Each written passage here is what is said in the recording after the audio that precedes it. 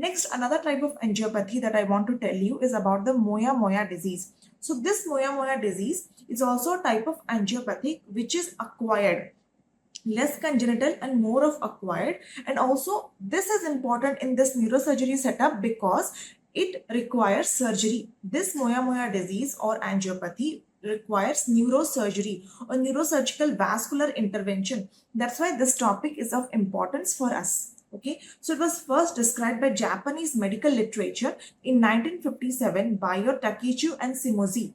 Okay, so term Moya in Japanese means a puff of smoke. It's like a puff of smoke. That is why it is known as your Moya disease. You can see this is a puff of smoke. Okay, puff, like a puff. Like you have seen some that candies come, like a pink color candy you eat in your beach side. Similarly, it is like a puff of smoke that is known as your Moya disease. Was coined this term by your Suzuki and Takaku in your 1969. Okay, so Kudo named this disease as spontaneous occlusion of the circle of Willis. Okay, this he gave a very big name, like the spontaneous occlusion of the circle of Willis in 1968 with the pathological point of view, and this name was officially accepted later by the research committee of the Ministry of Welfare and Health, Japan, which was founded in 1977. So coming to the epidemiology of this Moya disease, which is particularly prevalent in the non-Asian populations, has been increasingly recognized, though at a lower incidence, and also ethnicity seems to play a role in the United States. Okay, in Japan, an annual incidence of 0.35 per 1 lakh population and a prevalence of 3.16 per 1 lakh populations have been reported. Okay, so it's quite a significant pathology because it's also having a female to male ratio of about 1:8. Okay, so overall there is a bimodal age distribution which peaks around the age of 10 and also then 40. So age 10, 12 and then 40 to 50 years. Bimodal peak distribution. The peak onset of men is about 10 to 14 years of age compared to 20 to 24 years of age in your females. Okay. In United States, a study between year 2002 and 2008 was conducted, and also it showed a significance of your incidence of about 0.57 per 1 lakh people. Okay. So the mean age of diagnosis at your US is about 32 years, which is quite later as compared to Asian population, and also the women to men ratio is about 2.6 to 1. So more female are affected everywhere as compared to men. So what is the pathophysiology behind this thing? You can see these are some histopathological or electron microscopic pictures. There is a characteristic findings of intimal thickening. You know, in the vessel there are 3 layers: tunica adventitia, tunica media and tunica intima. So in this Moya disease, there is an intimal thickening and also resulting steno-occlusion at the terminal portion of the ICA. Okay, along with the pathologic changes in the neighboring arteries could be there. Also, there could be fibrocellular thickening of the vessels and the intima, and irregular disruption of the internal elastic lamina, and also the attenuation of the media are the main findings. Okay, so internally the vessels is damaged. Okay, so observed not only in the carotid fork or in the ICA, but also in the cortical branches of the MCA, which are the two most common locations: the ICA, distal ICA, and also the cortical branches of your MCA. Okay, so there could be pluripotent peptides, okay, and their receptors like your FGF, that is your fibroblast growth factor. Okay, there could be TGF beta, there could be HGF, that is human growth factor. Okay, so all these are located in your distant ICA. There could be angiogenesis and intimal hyperplasia, which is the primary cause of intracranial and extracranial arteries. Okay, that is number 1. Number 2, there could be elevation of the serum level of soluble VCAM type 1 and ICAM type 2 and E-selectin. These are all type of molecules, okay, cytokines and the molecules which are important for the vessel's normal maintenance and also for the proliferation also. And elevation of the CSF nitric oxide metabolites or some specific your polypeptides, that is your endothelial activation. Okay, it plays a cardinal role in your inducing your metalloproteinases. Okay, so these are important findings of your Moya disease. There could be raised caspase 3, cardinal for apoptosis, okay, found in smooth muscle cells of your MCA, and it is also a cause of your Moya or your destruction of your intimal layer. There could be raised HIF, that is your human induced neuroprotein 1 alpha subunit in the endothelial layer of your MCA, the fourth common cause. And then the Moya collaterals will be developing. In this disease, you see a lot of collaterals. And because of this collaterals only, you get a Moya puff or a puff of type of appearance, which is your termed as Moya. There is a puff because of this collaterals. Okay. So these are dilated perforating arteries believed to be a combination of pre-existing and your post-existing or your newly developed vessels. Okay. So primary MMD, there could be a primary condition. Okay, so that is what there could be a Moya syndrome, that is also known as your secondary Moya. Okay, and then there could be your Moya aligned after or referred to a arthropathy independent of your etiology. So mostly there could be a Moya disease which is primary, and there could be a secondary also. So what about the familial Moya disease? It is an autosomal dominant disease with your incomplete penetrance, means it can occur in some individuals. It may not occur in some individuals because of your incomplete penetrance. Okay. Seen in 23% of your males. Okay. And also there is a ring finger protein 213 is a susceptibility gene for your MMD or on the chromosome 17 locus. Associations between the Moya disease or the loci of the chromosome 6, 3, 6, 8 and 17 have also been found. So these chromosome numbers are also important. Okay, these comes in your exams. Moya 1, 2 and 3, 3, 6, 8 and 17. These chromosome numbers come in your exam. So these chromosome numbers are also important. Okay, so what are the clinical findings? So presenting symptoms and events can be grouped into ischemic and hemorrhagic events. There could be other neurological manifestations. There could be symptoms of associated diseases in the cases of your Moya syndrome or disease. So what neurological conditions you may get? You may get transient ischemic attacks or stroke. There could be your hyperventilation. There could be your hypoperfusion. You may feel dizziness. You may feel some stroke-like symptoms. There could be TIA, transient ischemic attack. Okay, most common. There could be headache. There could be bleed in the parenchyma. That is your ICH. Okay, there could be pseudoaneurysms, true aneurysms, and so there could be some other diseases which aggravate these things like your rheumatoid arthritis, lupus erythematosus, sickle cell disease, neurofibromatosis type 1 and Down syndrome. Okay. So in children, the TIAs are the most common presentation in about 70 to 80%, and in adults, the hemorrhagic events, especially in the women, are seen in about 66%, are common after the ischemic events. Okay, so there could be hemorrhage, epileptogenic seizures could be there. There could be headache. There could be your infarctions. There could be a transient ischemic attacks. Okay, so a sudden decrease in the cognitive performance owing to the low perfusion has been the only clinical manifestation in about 10% of the adult patients. So infarctions are observed at cortico-subcortical regions, prevalently in watershed territories, in the watershed zones, ACA, MCA, MCA, PCA, ACA, PCA, these watershed zones, and of the posterior cerebral artery, PCA territories, most commonly are affected in about 40% of the ischemic strokes. Okay, most commonly watershed areas, also the PCA territories. There could be infarcts in about 40% of the cases, with basal ganglia and thalamus are the most common. Okay, and basal ganglia and thalamus are usually sometimes paired also. So it could be involved, it may not be involved. The majority of the bleeding in adults is intraventricular or periventricular in the location and not subarachnoid. So what do you mean by this? So I have already told you the brain anatomy. Okay, this is the ventricle. So there will be mostly a ventricular bleed. There would be mostly a ventricular bleed rather than SAH, Okay. So hemorrhages are often repetitive in nature, means multiple or repetitive hemorrhages or strokes. There is multiple attacks with an annual rate of rebleeding in about 7%. Okay, so 45% of the patients have good neurological recovery and 7% die. So you can see here that there is a ICA branch, okay, ACA and MCA branch, and you can see how there is a problem in the internal elastic lamina in the tunica intima. okay, and it gives rise to various collaterals, and all these collaterals gives rise to your puff of smoke or a Moya disease appearance. So this will have a presentation, as I have told you, certain presentations. So the three main causes of your intracranial bleeding in your Moya disease could be a rupture of dilated vessels, that is a stress perforating arteries containing microaneurysms.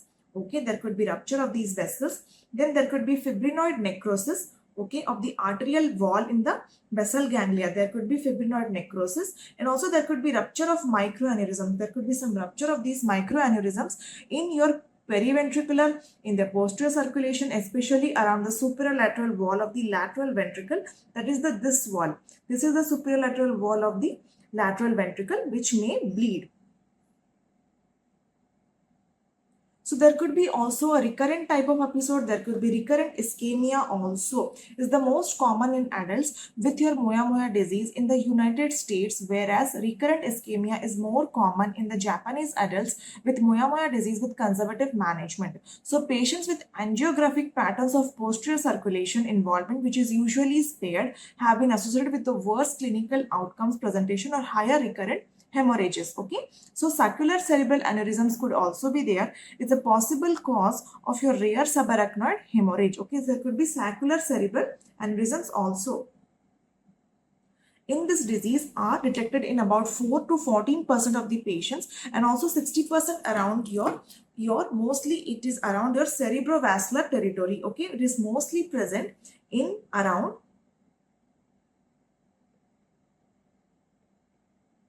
in the vertebrovascular territory, 20% in the peripheral arteries, and 20% in the abnormal Moya vasculature, that is your distal ICA and your cortical branches of your MCA, which I have told you, most common presenting sites. Okay. Also, pregnancy and delivery may increase the risk of your ischemia and hemorrhagic strokes in your female patients. There could be an increased risk of hemorrhage and also ischemia.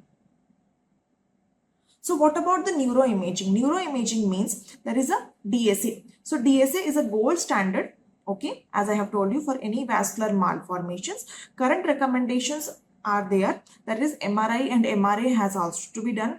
MRI and MR angiography demonstrate the characteristic findings of the steno-occlusive vessels of the carotid lesions and the distal ICA and the basal Moya, especially with the use of high Tesla magnetic resonance. Okay, so there could be visualization of your deep collaterals by your 7 Tesla. Okay, so normally the Tesla strength is about 1.5 to 3 in our common MRI machines. So if it is more than 7 Tesla, so there could be a time of flight MRA comparable to your cerebral angiography. So xenon enhanced CT PET scan can be used to measure your regional cerebral blood flow and the metabolic distribution. So reduced cerebral blood flow and the cerebrovascular activity to carbon dioxide and or the acetazolamide are characteristically detected in your ICA territory. So these are certain tests or the scans that we need to follow, or the neuroimaging. Coming to the MRI and the CT, you can see here how does it appear, okay, in the Moya patient. Okay, see. Okay, so axial flare images shows a small lacular infarction in the left posterior lenticular region, which is pointed out by the red arrow. Okay, multiple non-confluent white matter hyperintensities with subcortical distribution in both hemisphere, yellow arrows as you can see in the IV sign. This is your IV sign. Okay, okay. Then there will be your MR angiogram in the bilateral terminal ICA, steno-occlusion with lack of signal in both the M1 MCA, and also CT angio in coronal your imaging showing the same finding as in C, and the visualization of the distal salient segment of the MCA, and also the prominent collateralization in the lenticular striate perforator vessels, lenticular strial perforator vessels. Okay, so reduction in the cerebral perfusion pressure, cerebral blood volume or the cerebral blood flow, and compensated by an increase in the cerebral blood volume and also oxygen extraction fraction. Okay, so these parameters can also be used to confirm the effectiveness of surgical revascularization. Quantitative MRA utilizing the non-invasive optimal vessel analyzing, okay, the NOVA methodology, the hydrogen PET, and for the hemodynamic evaluation of the patients with MMD is been carried out. So these type of cerebral blood flow, cerebral perfusion pressures are important for us to evaluate also. So the 6-stage classification system of Suzuki and Takaku, angiographic representations progression tend to progress up to adolescence and stabilize by 20 to 30 years of age. And most commonly seen stage is 4, the 4th stage or the very bad stage. Okay, so what is stage 1? A simple narrowing of the carotid fork. Okay, there is a simple narrowing of the carotid fork, as you can see here. Then in the stage 2, there will be initiation of the Moya vasculopathy, that is dilated major cerebral artery and slight Moya vessel network. Intensification is seen in your stage 3. Stage 3 is about intensification of the Moya disease or vasculopathy with the disappearance of the middle and anterior cerebral arteries and the thick and distinct Moya disease. Okay.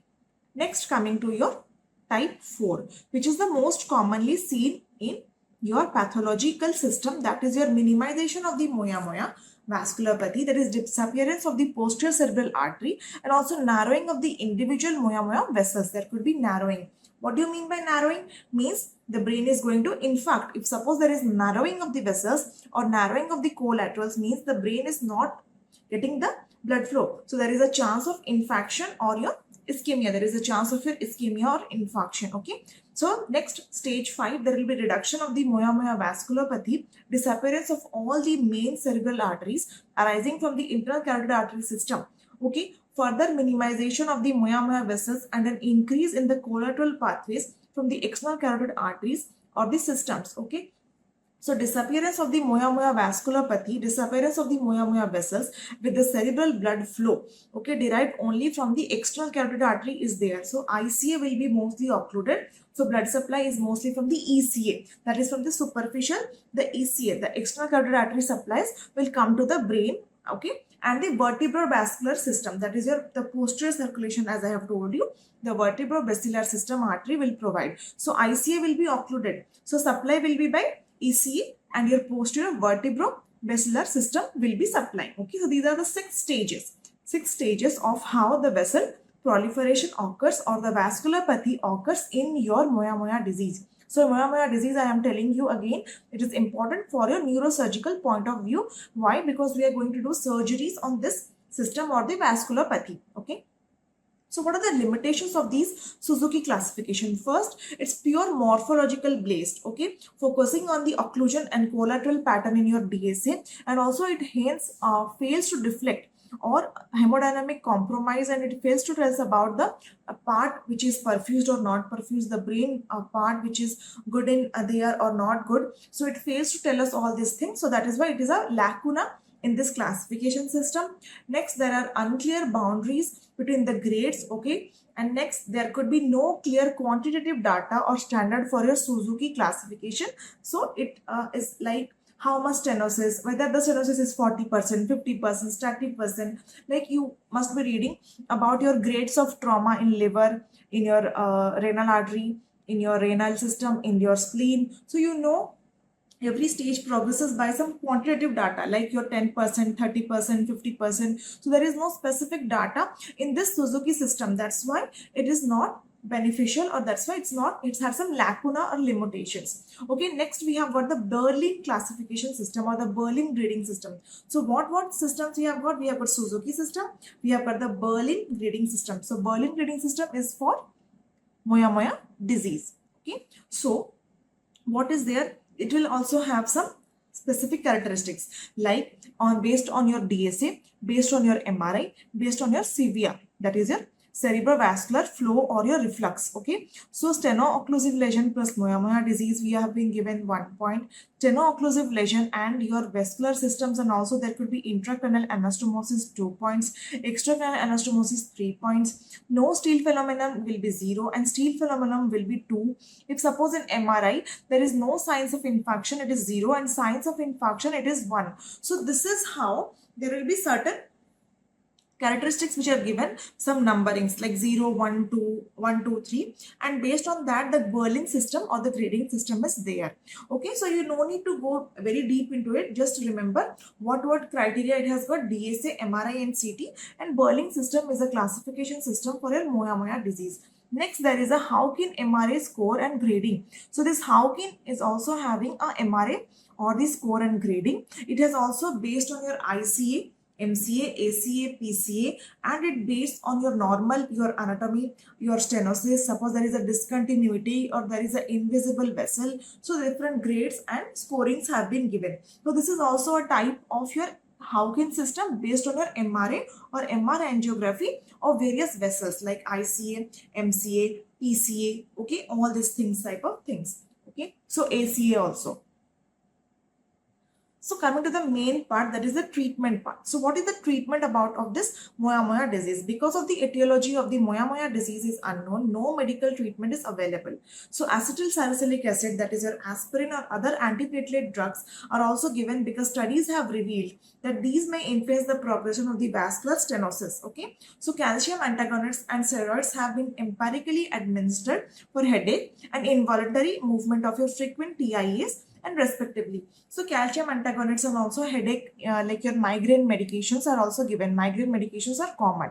Next, despite evidence of thromboembolism in some cases, antithrombotic use have been controversial due to the concerns of increased risk for your hemorrhage and lack of your these type of factors, hypoperfusion related ischemic events. Okay.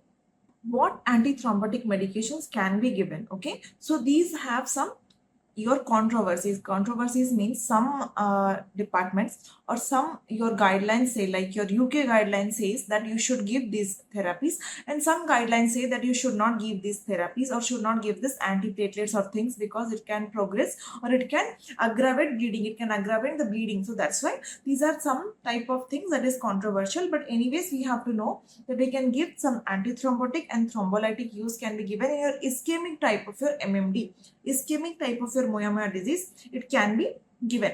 Okay. So next, there could be headaches, as I have told you, and if people are having migraine, it may aggravate the headache, aggravate the migraine. In your Moya disease or vasculopathy are common, and often migraine like your migraine therapies are also important that cause vasoconstriction, okay, inhibit vasodilatation and or lower the blood pressure should be avoided. Okay, so also diabetes is an independent risk factor or the predictor of your recurrent ischemic stroke in your non-surgical and surgically treated patients. So increased body mass index or your BMI and homocysteine are also important for your associated higher risk of your MMD. So in a prospective non-randomized study, atorvastatin use after surgical your revascularization was shown to improve collateral circulation on post-operative digital subtraction angiography. Okay, so atorvastatin can also be given. Coming to the surgical management, surgical revascularization. What do you mean by that? We do anastomosis. Suppose some vessels are occluded or there is a collateral which is not able to supply. So what we will do? We will anastomose a patent artery to the base or the patent artery we will do anastomosis. So this neurovascular anastomosis is what is basically the surgical intervention in these type of disease. Okay, so surgical revascularization procedures are often performed to augment the cerebral blood flow and also the cerebral perfusion and to improve the impaired hemodynamics that cannot be resolved by a non-surgical treatment. So the main categories are your direct revascularization with microsurgical or microvascular extracranial to intracranial bypass and your indirect revascularization with your microvascular anastomotic procedures. So direct means your extracranial to intracranial vessel, and there could be some indirect your microsurgical procedures, and there could be a combined approach. So this is what you have to remember. Surgical means direct, indirect, a combined approach. Okay, so overall evidence for the ischemic Moya disease is reflected in the class 2A level of evidence C limited data recommendation from the AHA or your hypertensive criteria that states that surgical revascularization, both direct and indirect, can be beneficial for the patient of the ischemic strokes, and it can prevent the ischemic strokes and also transient ischemic data or the attack. This is mostly the data about the ischemic type of your MMD. So indication of surgery, your surgical revascularization of your Moya disease patients with cerebral ischemia attacks have been important and have been given the data to reduce the frequency of your transient ischemic attacks. And also there could be a risk of your cerebral infarction, and also it may improve the post-operative activities of daily living, that is your ADLs, and also there could be long-term prognosis of your good neurocognitive function. Next, in the acute stage, the treatment is same as the brain infarction, and also spontaneous ICH could also be there, and there could be some other etiologies also. So in the event of the ventricular hemorrhage and external ventricular drainage is performed, if the patient is present in the acute conditions, like I have told you, we will go for the EVD, and also with signs of intracranial hypertension, bypass surgery in the acute state is also indicated, okay, because the disease is not indicated or indicated in the light of your higher risk of perioperative complications. So these are some of the indications of your surgery. So what surgery I have told you? Direct, indirect, and your combined. So there could be an anastomotic technique requires for its proper implementation. Cortical arteries should be about 0.8 to 1 mm in diameter. It is common to add an indirect bypass also, more or less, when a direct bypass is like less schedule. Okay, you can do a combined approach also. In the Moya disease, if both cerebral hemispheres present ischemic symptoms, bypass surgery is required bilaterally. You have to go for the surgery bilaterally. Okay, so first one-sided operation for the hemisphere that is more ischemic is to be done. That is, if it is presenting bilaterally, you have to go for the bilateral surgery. If suppose one-sided surgery is there, so the more ischemic part, you will go for the surgery of that brain first, followed by the other brain. Okay, so then bypass surgery for the opposite side is to be scheduled 1 to 2 months later. If the patient suffer bilateral ischemic symptoms equally, the dominant hemisphere should be operated first. If suppose bilaterally same, so dominant first. If ischemic more, ischemic first. This is how you go for the bypass. Okay, and next, what other things you have to maintain? You have to maintain hyperventilation. Okay, you have to maintain the alpha adrenergic drugs. Okay, they should be avoided, okay, because of the vasoconstrictor effect. Moderate hypothermia, that is about 32 to 34 degrees Celsius in the theater, has to be maintained. Anesthetics like propofol are used for cerebral protection during temporary arterial occlusion. You use some propofol for your cerebral protection.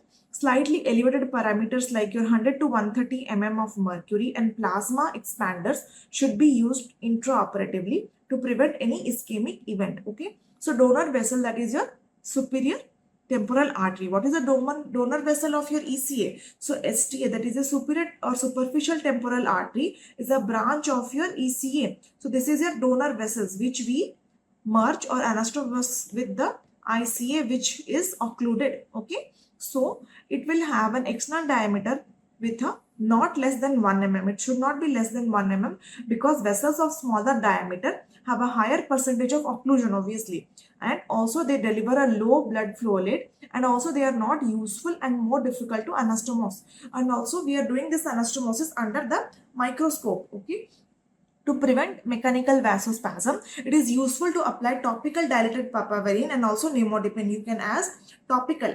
When there is an aneurysm or any vasculopathy, we use nimodipine prophylactically. So what is the dose of nimodipine? We use nimodipine, that is a vascular dilator, about 60 milligram every 4th hourly, 60 milligram every 4th hourly. But in the operative field, once we open the skull and when we are doing the microvascular surgery, in the operative field also we can apply the topical diluted papaverine or nimodipine.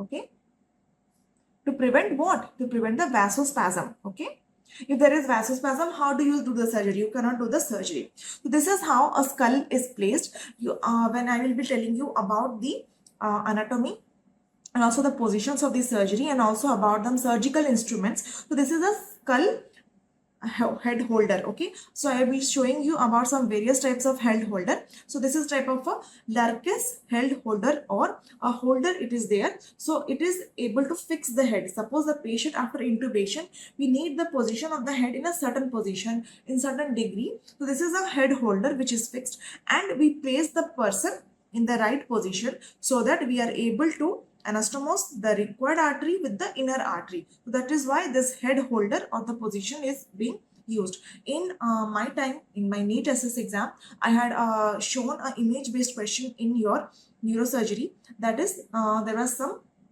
type of brace. For doing the burr holes in the skull, we use a certain Hudson brace, certain braces. So a brace was shown. So what it is used for and what it is not used for, that was the question, because nowadays the questions are being asked indirectly. Certain indirect questions were there.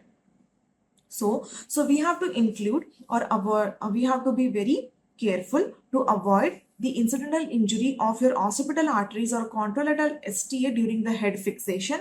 Okay, so if you are fixing the head and you injure the artery, because that artery, if it is injured, it is not much damageable, but we are using that artery for the anastomosis. So in that case, if we injure the artery, then it will be not helpful for us. Normally, if it is somewhat injured, it is not so much problematic, but in these situations, you must be very careful, because we are anastomosing these superficial arteries to deeper arteries. So if these superficial arteries are damaged, then it will be very much problematic for us. Okay. So Doppler ultrasound is used over the donor artery and also the correlated with the preoperative angiopathy or angiography to locate the most suitable branch of the STA. Okay, and true branches of the STA, that is the frontal and parietal, are taken. Both must be marked during the proceedings. Okay, the patient is placed on the operating table with the head rotated towards the contralateral side. Okay, and the temporal bone is parallel to the floor.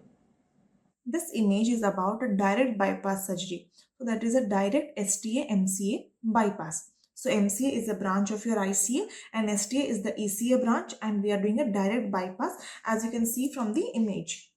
Okay. Next, there is the steps. Okay, so anastomosis is performed using a 10-0 monofilament suture, that is mostly Prolene. Okay, sutures are placed first at the corners and the linear incision also incision, and then the fine suture or interrupted sutures are taken. Okay, mostly we take the interrupted sutures.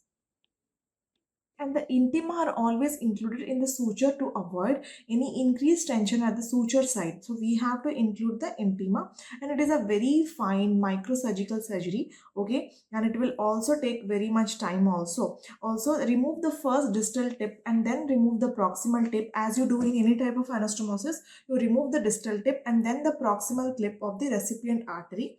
Okay, and temporary clipping of the recipient artery should not be more than 30 minutes. So temporary clipping should not be more than 30 minutes, otherwise there will be permanent damage or there will be permanent ischemia. Next, there is about the indirect bypass surgery. So what it is about the indirect bypass surgery? So 1M is about the encephaloduroarteriosynangiosis. So what is this EDAS? Okay, mostly we use the term EDAS. So what do you mean by this EDAS? Encephalodural, okay, arteriosynangiosis. So what do you mean by this EDAS? It is a type of indirect vascular anastomosis alternative to the STA-MCA bypass. EDAS is an indirect way to increase the collateral blood flow to the ischemic brain. Okay, and also revascularization between the 6 and 12 months before the intervention, following intervention. It is a type of indirect bypass. Okay, we use the dura and also we use the other your tissue for the bypass. There is also another type of bypass which is also your indirect bypass. So this is also a type of your indirect bypass, encephalomyosynangiosis. So encephalomyosynangiosis, here we take a flap of the temporalis muscle is sutured along the edges of the dural surgical opening so that the muscle is positioned closer to the brain surface. So the muscles, you can see how the muscles is positioned closer to the brain surface. Here you can see, okay. That is the temporalis muscle. So several series have shown that these encephalomyosynangiosis improves the clinical condition of the patients and promotes the revascularization in the region of your MCA in the 70 to 80% of the patients. Okay, performed with direct bypass for the closure later on, or in the same setting we can go for the direct bypass. This is type of a mixed procedure. What do you mean by mixed procedure? We take this indirect bypass and also like the flap, and also we go for the direct bypass also. So there will be much more vessel or vascularization. There will be much more vascularization. Next we have got EDAS plus encephalogallosynangiosis. So EDAS indirect plus encephalogallosynangiosis. So what do you mean by that? Two stages. Initially, the more hemodynamically, that is your affected cerebral hemisphere, with an average time between the first and second procedure being about 6 to 8 months. To further increase collateral circulation in the territory of the ACA or anterocerebral arteries, we take the gallia flap. You know, gallia is the third layer of your scalp. So we use that third layer of the scalp for more vascular anastomosis. So these are very difficult surgeries. As the name suggests, it's not so easy. These are some difficult and very difficult surgeries. Okay. Next, omental transplantation. So what do you mean by this omental transplantation?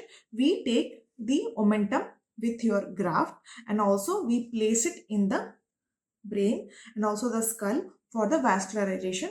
Also, these are less commonly used. Mostly we use this gallia, this temporalis muscle, EDAS, okay, and this myosynangiosis rather than the omental patch, but it is also a type which is mentioned in your textbooks. Okay, and earlier days every type of experiment was being done. Okay, so in the indirect anastomosis, the periosteum dura mater and also the slice of the temporal muscle is placed over the brain surface. Okay, and also there is the anastomosis between the extra and intracranial circulation. During the surgical techniques like your synangiosis, these arteries must be preserved in some cases, and to the ensure close contact between the STA and the gallia surrounding the cerebral cortex, the extirpation of the pia mater is done in zones or windows suturing the edges of the gallia to the pia mater. Okay, so while using these indirect techniques, a high increase of your cerebral blood flow is also noted and it does not develop immediately. So early revascularization is frequently observed within 3 and 6 months following the intervention, especially in cases that course with the cerebral ischemia. Okay. What about the perioperative management? So as these are very fine and very difficult surgeries and long hours, so perioperative management, neurosurgical post-operative ICU care and ICU management are important. Selection of the timing of the surgery, optimization of the hydration status, your normocapnia, along with elective intubation, elective extubation, also ICU status, ICU care, okay. Perioperative, your evaluation of your hemodynamic function with your acetazolamide, that is your Diamox. Okay, also all this hemodynamically sustained your normal care is being taken. So what is the prognosis of these type of surgeries? 75 to 80% are thought to have a benign course with regard to life expectancy with and without surgical treatment. So however, limited adaptability to social and school life, and there could be impairment of your life also if there is a sudden bleed and sudden ischemia.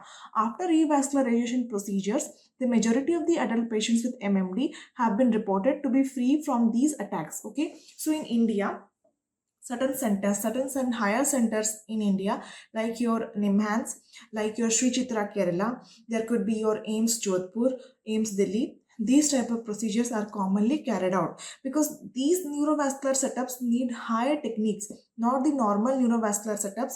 So these are carried out at certain high or central institutes in the India. Okay, so rebleeding has also been reported in the surgeries in about 30 to 65% of the patients during the follow-up periods. Although a reduction or of the about 12.5 to 20% of rebleeding risk, so there are also some reported cases of other ischemia, and also there could be a resurgery risk.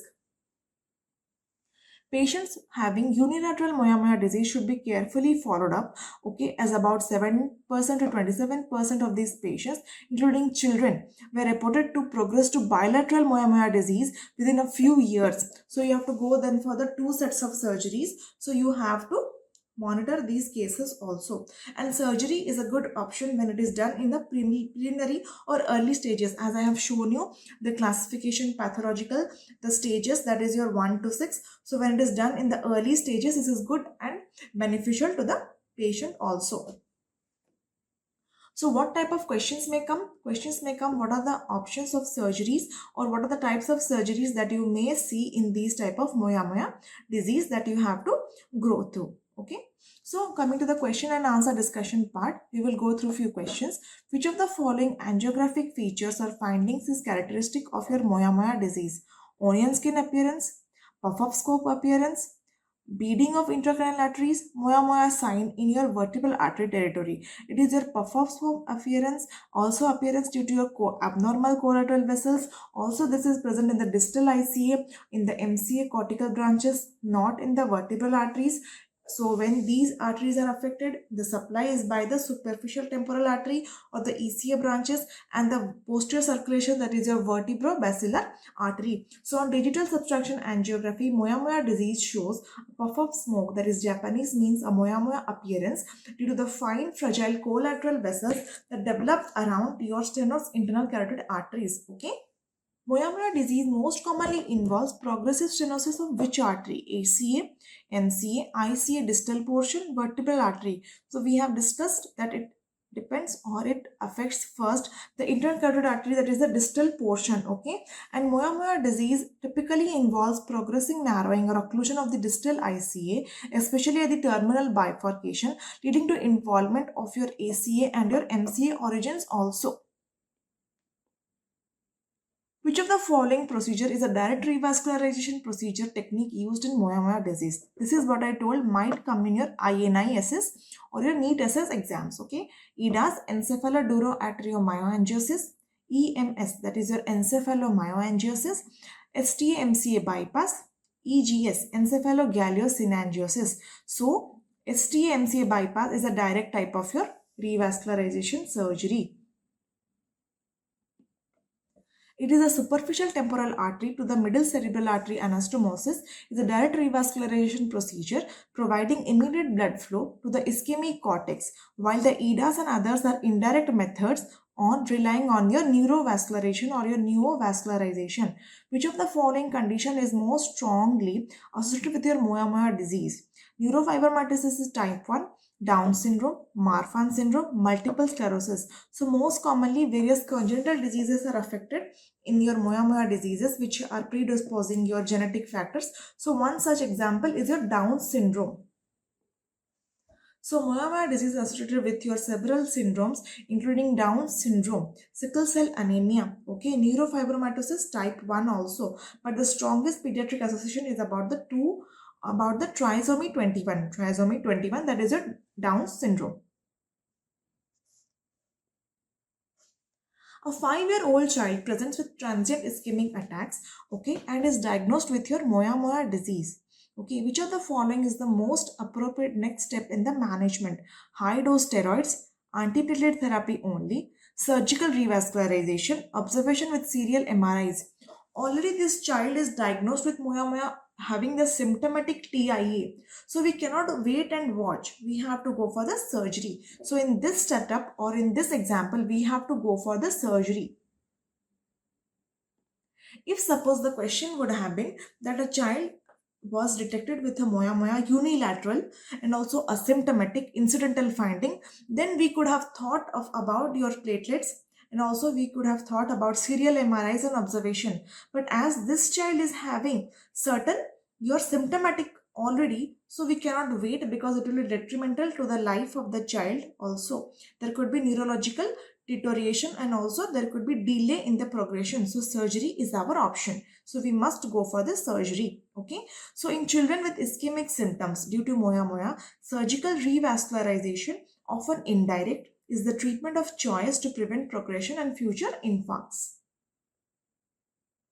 Which of the following is the most characteristic neuroimaging finding of your cerebral amyloid angiopathy? Bilateral basal ganglia calcifications, confluent periventricular white matter hyperintensities, multiple lobar microbleeds on gradient echo MRI, lacunar infarcts in deep white matter. So all these could be findings in your CAA, no doubt, but most common older age, multiple lobar microbleeds or gradient echo MRI. So these are the typically present in your posterior cortical circulations or your posterior cortical regions. Okay, seen best on your GRE, that is your gradient echo imaging, and also susceptibility weighted imaging. Unlike hypertensive microbleeds, which are deep, cerebral amyloid angiopathy related ones are cortical and your subcortical. These are subcortical and also cortical. Which of the following is true regarding cerebral angiopathy or amyloid angiopathy? It is commonly causes hemorrhages in the basal ganglia and your thalamus.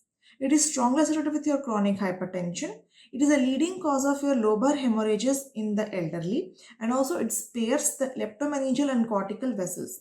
So in this question, the answer is it is the leading cause of the lobar intracerebral hemorrhage in the elderly. It causes hemorrhages in the basal ganglia and thalamus. This is wrong because we have discussed basal ganglia and thalamus are sometimes paired.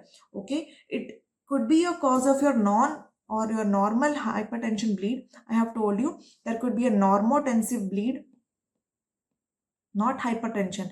There could be normotensive bleed. So it could be your cerebral angiopathic associations. That's why there is in the older age group. Also it affects your leptomeningeal and your cortical vessels. So the right answer in this question is answer C. So it depends on the development of your deposition of your beta amyloids in the small to medium sized vessels, cortical and leptomeningeal vessels mostly, making them fragile and also prone to rupture. We have seen that that could be affecting your intimal layer, okay? And also it is common cause of your spontaneous lobar ICH in elderly patients and independent of the hypertension. So basic to these two type of angiopathies which you have learned, mostly cerebral amyloid angiopathy, it is because of the depositions in the intima on the medial layer which makes them fragile and more bleeding, and also it is mostly in the 20 to 30 years of age and also 40 to 50 years of age, mostly affecting the elderly individuals. Next, about the Moya disease, it has got a bimodal age distribution. It is a type of your angiopathy because there could be intimal narrowing or intimal thinning, internal elastic lamina. Internal elastic lamina, there could be defects, and also there could be certain stages of your angiopathic in your Moya disease. And we have also read about the surgical techniques which are used and in what are the surgical indications and when we do for the or go for the surgery. With this, we end our class on the angiopathies. Thank you. Thank you, students.